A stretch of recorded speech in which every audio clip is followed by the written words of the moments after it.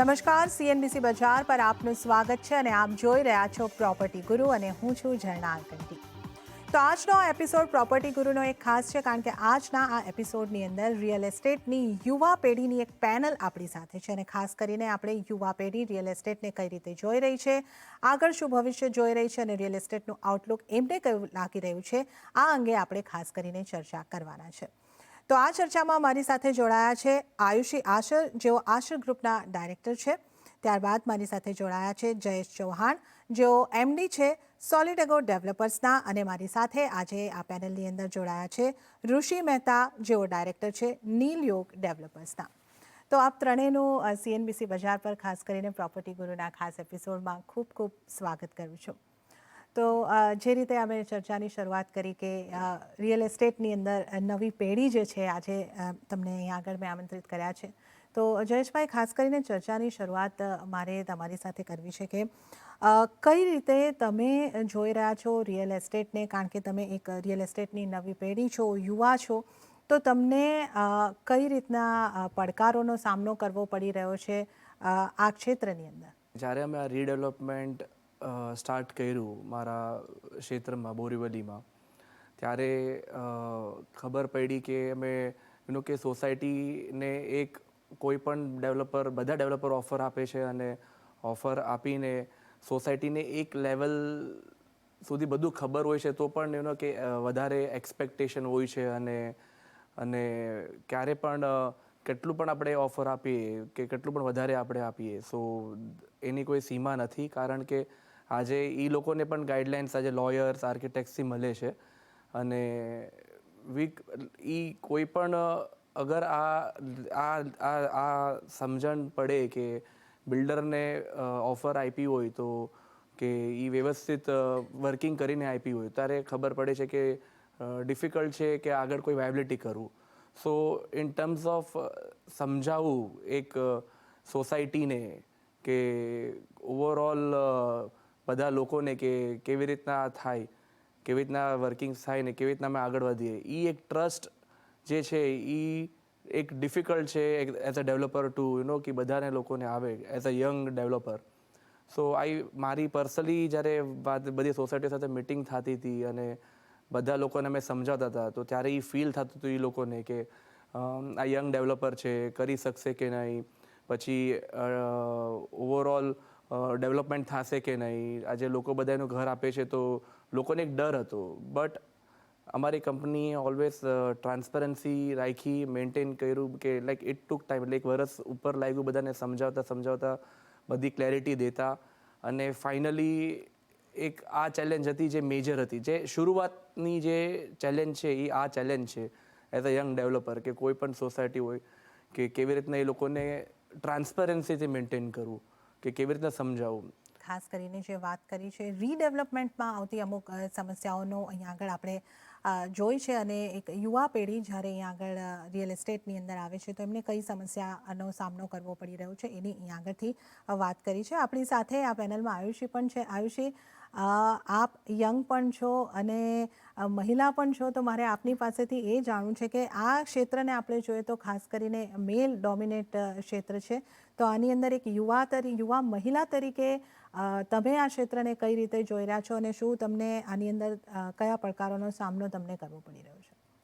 તો real estate આ જે ક્ષેત્ર આપણે વાત કરીએ છીએ, that is a very dynamic sector. તો યુવા પેઢી અને જેટલું પણ યંગ એનર્જી આમાં આવે, इट डेफिनेटली नीड्स दैट. ये जो सेक्टर है उसको वो एनर्जी की ज़रूरत है. મહિલા અને હું એની વાત કરું તો એ નજરિયાની વાત છે મોર ઓર લેસ. બે સાથે એક્સપોઝર જે મહિલાને મળે, या even for a male the exposure that he gets, उसमें नज़रिया सबसे इम्पोर्टेंट होता है. तो अगर हम एज फीमेल जा रहे हैं तो रिप्रेजेंटेशन हमें जो नेसेसरी होता है कि वो वही तरह से वेलकमिंग एटमॉस्फेयर होना चाहिए. तो वो सबसे बड़ी बात होती है. अगर एज महिला हमारे ऑफिस में, हमारे बिजनेस में उसको प्रोत्साहन और दे सकते हैं तो वो सबसे बड़ा नज़रिए की बात होती है. बाकी जो डिफ़िकल्टीज़ है छोटी मोटी वो ऑब्वियसली मेल डोमिनेटेड वो इंडस्ट्री होती है એટલે થોડું ઘણું એ આવે બટ આપણે પોઝિટિવ માઇન્ડસેટથી આગળ વધવાનું અને એને ઓવરકમ કરવાનું. ઓકે, તો અહીંયા આગળથી આપણે આ પણ એક વ્યૂ પોઈન્ટ લીધો છે કે આપણી સાથે અહીંયા આગળથી એક મહિલા યુવા લીડર જે છે રિયલ એસ્ટેટ ક્ષેત્રના, એ પણ આપણી સાથેથી એમનો વ્યૂ અહીંયા આગળથી આપ્યો છે. ઋષિજી, હવે મારે તમારી પાસેથી એ સમજવું હતું કે તમે કઈ રીતે જોઈ રહ્યા છો જે આ નવી પેઢીને રિયલ એસ્ટેટની અંદર જે ચેલેન્જીસ આવી રહ્યા છે એના ઉપર તમારો દ્રષ્ટિકોણ, અને સાથે સાથે હું એક વસ્તુ એ પણ ઉમેરવા માંગીશ કે માર્કેટિંગને લઈને યુવા પેઢી ખાસ ઇનોવેટિવ રહેતી હોય છે, તો અહીંયા આગળ તમારો પ્રોસ્પેક્ટિવ શું બની રહ્યો છે? તો ઝરણા, હું મારી પોતાનું એક્સપિરિયન્સ તમને બતાવીશ. હું ભણીને આવ્યો, મેં CA કર્યું, MBA કર્યું, અને પછી તમે જ્યારે ભણીને આ ઇન્ડસ્ટ્રીમાં આવો તમને એમ લાગે કે તમે એક જ મિનિટમાં આખી ઇન્ડસ્ટ્રી ચેન્જ કરી લેશો, તમે આખી દુનિયા જીતી લેશો. અને તમે જ્યારે આ રિયલ એસ્ટેટ ઇન્ડસ્ટ્રીમાં આવો તો દેન યુ રિયલાઇઝ કે બધું બહુ સ્લો છે, પ્રોસેસીસ સ્લો છે, અને લોકો તમને એક્સેપ્ટ નથી કરતા બિકોઝ યુ આર યંગ. આજે તમે પોલિટિશિયનો પાસે જાઓ, બ્યુરોક્રેટ્સ પાસે જાઓ, તો you know that acceptance has to come. તો માય એડવાઇસ ટુ ધ યુવા જનરેશન કે તમે પેશન્સ રાખો. અમારું જનરેશન શું છે, મેગી નૂડલ્સ જેવું જનરેશન છે, બધું 2 મિનિટમાં જોઈએ, પણ એવું થતું નથી. તો તમે પેશન્સ રાખો, you get yourself ingrained into the system, અને ધીરે ધીરે તમારું અલગ તમારી એક આઈડેન્ટિટી બનવા માંડશે. ઇન ટર્મ્સ ઓફ માર્કેટિંગ હું તમને કહું તો જેવી રીતના આપણી ઇન્ડસ્ટ્રી ઇવોલ્વ થઈ છે, માર્કેટિંગ પણ ઇવોલ્વ થઈ છે. આજે 30 વર્ષથી મારી કંપની નીલિયો ગ્રુપ જે છે એ આ ઇન્ડસ્ટ્રીમાં છે. તો મેં મારા પિતાજીને જોયું છે કે 30 યર્સ પહેલાં શું હતું માર્કેટિંગ, તો એ લોકો એક મોટું ભૂમિપૂજન કરતા હતા અને 1000-2000 લોકોને બોલાવીને એમાંથી ફ્લેટ્સ વેચતા હતા. પછી આપણે આપણે ન્યૂઝપેપર એડવર્ટાઇઝમેન્ટ કરી, હોર્ડિંગ કર્યું, and now the new generation is all digital. તો આપણે ફેસબુક પર કરીએ છીએ, ગૂગલ એડ્સ કરીએ છીએ, we are doing all sorts of things.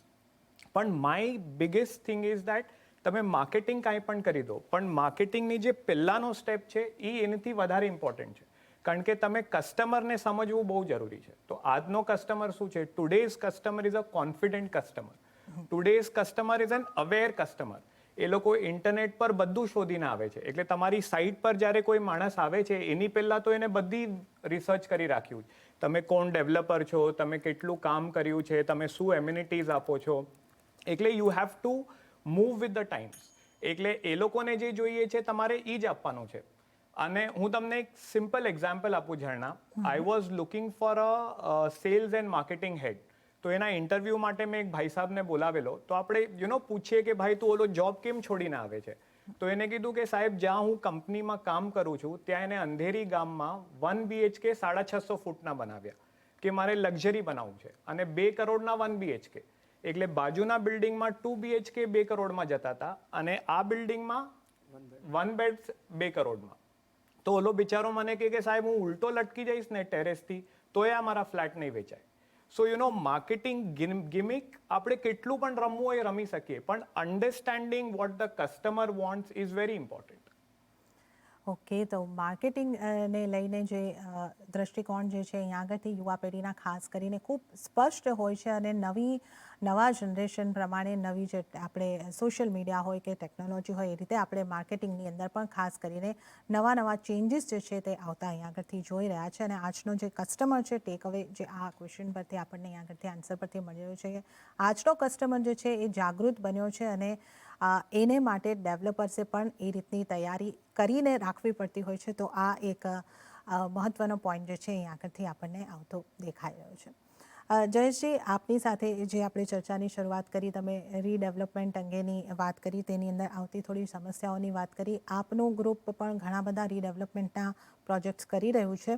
તો રીડેવલપમેન્ટને લઈને તમે આગળ ભવિષ્ય કેવી રીતનું જોઈ રહ્યા છો? ખાસ કરીને મુંબઈ MMR વિસ્તારની અંદર જ્યાં જમીન ઓછી છે ત્યાં તો હવે રીડેવલપમેન્ટની ખાસી એવી જરૂર છે. તો રીડેવલપમેન્ટને લઈને તમે આગળ ફ્યુચર કેવું જોઈ રહ્યા છો? તો ઝરણા એવી રીતના છે કે તમે રાઇટલી કીધું કે આજે જમીન બોમ્બેમાં મળતી નથી, અને જે પણ ઓપન હોય છે એમાં કાંઈ ને કાંઈ ઇશ્યુઝ હોય છે.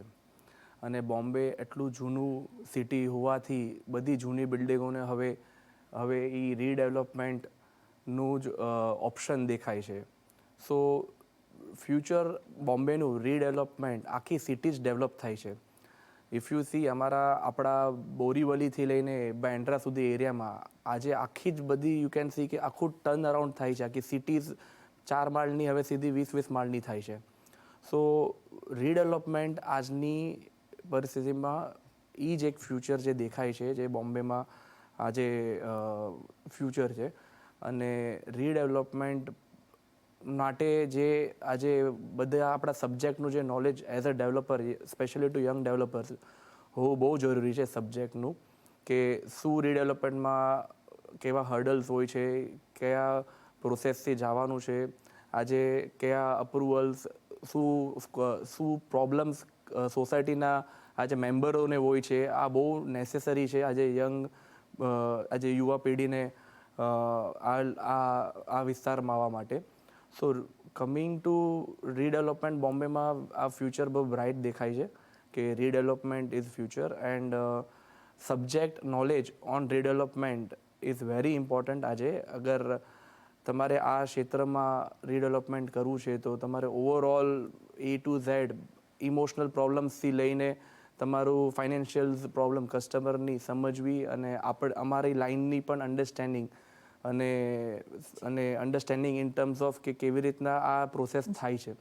અને સ્પેશિયલી અમારી ડેવલપરની યુથ વિંગ કમિટીઝ છે, આજે અમારી ક્રેડાઈ MCHI છે, કે ઘણી બધી એવી કમિટીઝ છે જે આજે સપોર્ટ પણ કરે છે યુવા ડેવલપરને. અમારા ઋષિભાઈ જે છે અહીંયા, આજે અમને કાંઈ પણ સ્લમ રિલેટેડ એમનું સબ્જેક્ટ નોલેજ બહુ સારું છે, તો કે અમે એની પાસે પણ જઈએ છીએ વાતચીત કરવા. So being together in the industry, એકબીજાને વાતચીત કરવું અને આ પ્રોસેસને ઇઝ કેવી રીતના કરવું ઇઝ કી. એટલે રીડેવલપમેન્ટ તો 100% ફ્યુચર છે. પ્લસ આની ઉપર સબ્જેક્ટ નોલેજ હોવું પણ એટલું જ ઇમ્પોર્ટન્ટ છે. અને યુવા પેઢીને આ બધી એસોસિએશન સાથે પાર્ટિસિપેટ કરવું એ બહુ ઇમ્પોર્ટન્ટ છે. તો આ ઓવરઓલ પ્રોસેસને બહુ ફાયદો થશે. અને એઝ યુ નો કે સિટીમાં રીડેવલપમેન્ટ થવું બહુ જરૂરી છે આજે. So okay which I she is a very bright future. Okay, તો રીડેવલપમેન્ટને લઈને અહીં આગળથી ઘણી બધી અહીં આગળથી આપણે જે વાત કરી રહ્યા છીએ, ઘણી બધી શક્યતાઓ બનેલી છે, ઘણો બધો સ્કોપ રહેલો છે. મુંબઈને રીડેવલપમેન્ટની ખાસ જરૂર છે અને ભવિષ્યમાં આપણે આ યુવા પેઢી દ્વારા નવા રીડેવલપમેન્ટના પ્રોજેક્ટ્સ પણ આવતા જોઈશું અને અમુક પ્રોજેક્ટ આપણે અત્યારે પણ બનતા જોઈ રહ્યા છે. આયુષી, ખાસ કરીને આપણે જો જોવા જઈએ મુંબઈ MMRની અંદર યુવા પેઢી, મિલેનિયન્સ જેને આપણે કહીએ છીએ, એમનું પ્રિફર્ડ લોકેશન અત્યારે જો આપણે કહીએ તો થાણા બનતું દેખાઈ રહ્યું છે. થાણાની અંદર ખૂબ સારી ઘરોની ખરીદારી એ થતી દેખાઈ રહી છે અને આપનું આશર ગ્રુપ એ થાણાનું એક લીડિંગ ગ્રુપ છે. તો આપની પાસેથી અહીંયા આગળથી એ જાણવું છે કે કઈ રીતે તમે થાણાના રિયલ એસ્ટેટને ખાસ કરીને જોઈ રહ્યા છો. શું લાગી રહ્યું છે તમને થાણાની અંદર ડિમાન્ડ જે આપણને દેખાઈ રહી છે આ જ રીતે બરકરાર રહેતી લાગી રહી છે? આગળ તમે કઈ રીતે થાણાના રિયલ એસ્ટેટને જોઈ રહ્યા છો? તો આશા ગ્રુપને અમે 20 વર્ષ થઈ ગયા છે. સ્ટાર્ટિંગ મારું હોમ ગ્રાઉન્ડ થાના છે અને પછી અમે મુલુંડ, ઘાટકોપર, બેન્ડ્રા, પાલી હિલ, ડોંબિવલી, નાસિક એ બધું એક્સપેન્શન કરી રહ્યું છે. બટ થાનાની જે માર્કેટ છે અને જે ડિમાન્ડ અને સપ્લાય જે રેશિયો છે થાનાનું, that is very different compared to the Bombay market. બધા ડેવલપર બોમ્બેના અને બધી જગ્યાના everyone has now a flagship project in Thane. એ એટલા માટે છે that is what we spoke about right now. જે યુવા પેઢી છે એમને બધું જ જોઈએ છે. They want community life, they want correct pricing, they want all the amenities. એમને બધું ઇન્ફ્રાસ્ટ્રક્ચર જોઈએ છે, કનેક્ટિવિટી જોઈએ છે બોમ્બે માટે. તો એ એક લોકેશન થાના જે છે એ આ બધું ઓફર કરીએ છે વિધિન અ સ્મોલ કમ્યુનિટી. તે તમારે બોમ્બે જવું છે તો now with the connectivity 40 minutes, 45 minutes ફ્રીવેથી કે હાઈવેથી you can reach BKC in 40 minutes. South Bombay જે છે 50 minutes to 1 hour at the max. અને એમના in addition to that the metro connectivity that is coming up. તો જે પણ મેટ્રો લાઇન્સ છે, મેટ્રો લાઇન 4 અને 5 સ્પેસિફિકલી જે થાનાથી ઉપડે છે, that is going to change the game for the way Thane is seen. અને આ જે યુવા પેઢી છે they are very aware, they know because most of them એમનું વર્કિંગ ઝોન છે Bombay, they come to Bombay to work, તો એમને આ બધું ખબર છે and they don't want to compromise on any of the spheres. So that is connectivity and infrastructure is one part. Second thing is the social life અને જે natural beauty છે થાનામાં. તો તમે હિલ્સ કયો, લેક કયો, મોર્નિંગ જોગ માટે તમારે યેઉર હિલ્સ જવું છે, એ બધું જે નેચરલ બ્યુટી છે that is an added factor because the social life then that they get when they come to Thane is better. ત્રીજી જે વસ્તુ છે affordability, that is a big factor.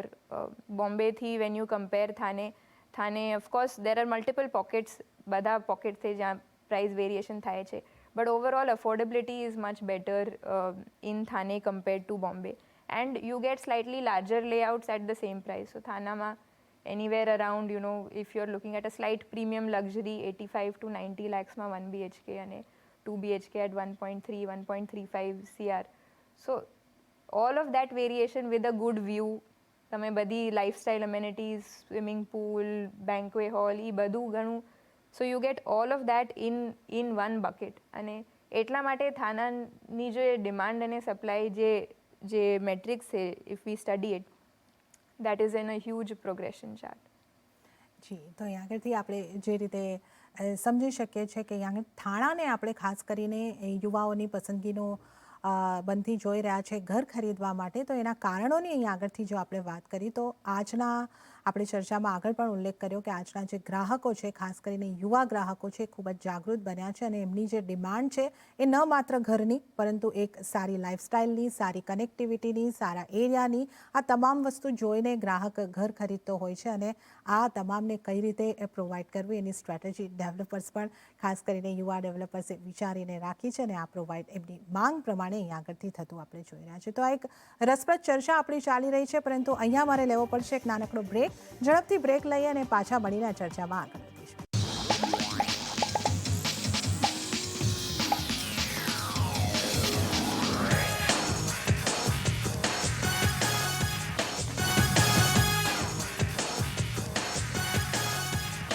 Break પછી પ્રોપર્ટી ગુરુમાં આપનું ફરી એક વખત સ્વાગત છે અને રિયલ એસ્ટેટની યુવા પેઢી આજે આપણી સાથે જોડાયેલી છે. મારી સાથે છે આયુષી, જયેશ અને ઋષિ. તો આપણે ચર્ચાની અંદર આગળ વધારીએ. ઋષિ, તમારી પાસેથી ખાસ કરીને મારે એ જાણવું છે કે તમે ઘણા બધા માફ કરશો સ્લમ SRAના પ્રોજેક્ટ કરતા હો છો, સ્લમ ને રિલેટેડ જે પ્રોજેક્ટ છે એની અંદર તમે પાયોનિયર છો. તો આની કેટલી જરૂર છે આપણા ખાસ કરીને મુંબઈ MMR એરિયાને, આપણા દેશને આની કેટલી જરૂર છે અને આની અંદર તમે આગળના ભવિષ્ય કઈ રીતે જોઈ રહ્યા છો? તો ઝરણા, આપણે કશે પણ અહીંયા જોઈએ, સૌથી પોશ લોકેલિટી પણ બોમ્બેની જોઈ લઈએ તો એની બાજુમાં સ્લમ હોય છે. તો એક સ્ટેટિસ્ટિક છે કે બોમ્બેમાં 50% of the people live in unstructured living, તો એ લોકો સ્લમમાં રહે છે. તો ઓફકોર્સ અગર બોમ્બેને આપણે શાંઘાઈ બનાવવું હોય, બોમ્બેને આપણે લંડન બનાવવું હોય તો સ્લમ પ્રોપરલી રીડેવલપ કરવા બહુ જ આવશ્યક છે. અને સિર્ફ રીડેવલપ કરવા માટે રીડેવલપમેન્ટ નહીં, it has to be sustainable, કે 10 વર્ષ પછી પણ ઇટ ઇઝ, તમને એમ લાગે કે આ પ્રોપર સિટી બની છે. તો હું તો આ સ્લમનું રીડેવલપમેન્ટ લાસ્ટ 30 વર્ષથી જોઉં છું, કારણ કે like you said our company is the pioneer in slum rehabilitation. Last 15 વર્ષથી હું સ્લમ કરું છું. આમાં એક જ ચીઝ છે કે મોટી કંપની છે ને, એ કદાચ સ્લમ કરવામાં થોડું અચકાય છે. કારણ કે like regular redevelopment, it is not like a plain canvas કે તમે બિલ્ડિંગના પ્લાન દોરી દીધા અને બિલ્ડિંગ બનાવી દીધું. તમારે ડે ટુ ડે સ્લમવાળાઓ સાથે ઇન્ટરેક્શન કરવી પડે. હવે આ સ્લમવાળાઓની માઇન્ડસેટ એક તો એવી હોય છે કે આખા બોમ્બે ગામમાં એ લોકો પાસે બીજી કોઈ એમ્યુનિટી જ નથી. એમ્યુનિટી છોડો, બીજી કોઈ પ્રોપર્ટી જ નથી. જે છે એ એક ઝૂંપડું છે. તો આજે એ તમને ઝૂંપડું આપે તો કેમ આપે? તમારે એ લોકોના લેવલ પર આવવું પડે, એ લોકોના પાછળ હાથ મૂકવો પડે કે બાબા તમારે ઘર આપશો તો તમને સામે ઘર મળશે. એટલે you have to come down to their level અને you have to give them confidence કે બાબા ના, હું તમારું આ સ્લમ ડેવલપ કરી આપીશ. એટલે on a day to day basis this kind of development is very different than regular redevelopment. અને બીજું શું થાય છે કે operational risk in slum projects is very high. કારણ કે એક વે ઓફ લિવિંગ છે જેને તમે ચેન્જ કરીને એના ઉપર સમજો કાંઈ નાડું જતું હશે, કોઈ એક્ઝિસ્ટિંગ ફૂટપાથ હશે, એને તમે ચેન્જ કરીને ત્યાં બિલ્ડિંગ પ્રપોઝ કરો છો. એટલે જે આપણે ઇનર્શિયા કહીએ ને કે લોકોને જે એસ્ટાબ્લિશ વે ઓફ લાઈફ હોય એ ચેન્જ કરવામાં લોકોને બહુ આમ ડર લાગે. તો એને પાર પાડીને તમે કેવી રીતના કરવાનું ને, તો I always tell anyone who wants to do slum કે ઓલરેડી બહુ બધો ઓપરેશનલ રિસ્ક છે, તો એમાં તમે ફાઇનાન્શિયલ રિસ્ક નહીં એડ કરો. કારણ કે આપણું શું મેન્ટાલિટી છે કે આપણને 100 કરોડ મળી ગયા, આપણે 100 કરોડમાં સ્લમ ખરીદી લીધું. પણ the gestation period to develop a slum is so high, it's 5 years. તો તમે આજે 100 કરોડ લીધા હશે, 5 વર્ષ પછી તમારા જ્યારે પૈસા અંદર આવવાના ચાલુ થશે ત્યાં સુધી તમારા 100 ના 200 થઈ ગયા હશે. એટલે you cannot add financial risk because જે ટાઈમ લાગવાનો છે એ લાગવાનો જ છે. So I would suggest that all players who want to do slum have to do it in a structured manner and with their own funds till a certain level. Okay, તો slum redevelopment, slum SRA પ્રોજેક્ટ્સને લઈને અહીં આગળથી આપણે ખાસ કરીને વાત કરી છે. સમય ઘણો ઓછો છે. આયુષી, તમારી પાસેથી ખાસ કરીને મારે એ મુદ્દો ડિસ્કસ કરી લેવો છે તમારી સાથે કે જે રીતે આપણે સતત ઇન્ટરેસ્ટ રેટને હાઈ થતા જોઈ રહ્યા છે અને જેની અસર EMIની ઉપર આવી રહી છે, હોમ લોન મોંઘી થતી જઈ રહી છે, તો આની તમે કેટલી ઇમ્પેક્ટ ઘરોની માંગ ઉપર જોઈ રહ્યા છો?